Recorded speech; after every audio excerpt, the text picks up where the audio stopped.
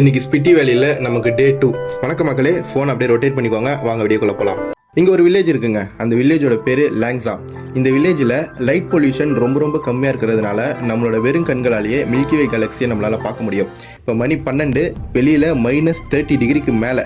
So அதனால் பார்த்தீங்கன்னா நம்ம எப்படி ரெடி ஆகிறோம் அப்படின்னு சொல்லிட்டு நீங்களே பாருங்கள். ஃபஸ்ட்டு உள்ள ஒரு பனியனு, அதுக்கு மேலே ஒரு லெதர் ஜாக்கெட்டு, அதுக்கு மேலே ஒரு -டிகிரி வின்டர் ஜாக்கெட்டு, இது எல்லாமே போட்டுட்டு தாங்க வெளியே போகணும்.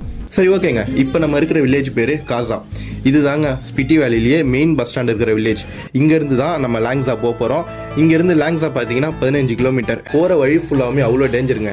ஏன் அப்படின்னா ரோடு ஃபுல்லாகவே பிளாக் ஐஸ் இருக்கும். கொஞ்சம் ஸ்கிட்டாச்சு அப்படின்னா கூட ரொம்ப டேஞ்சராக போயிடும். லாங்ஸா வந்துட்டோங்க. வெளியில் கால் கூட எடுத்து வைக்க முடியல, அவ்வளோ குளிர்.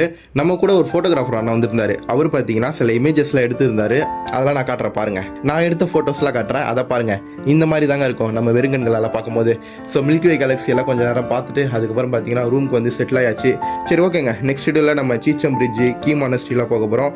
அந்த வீடியோஸ்லாம் பார்க்க ஃபாலோ பண்ணி வச்சுக்கோங்க. Until then signing off, Anand Muruganandam. Tata, by.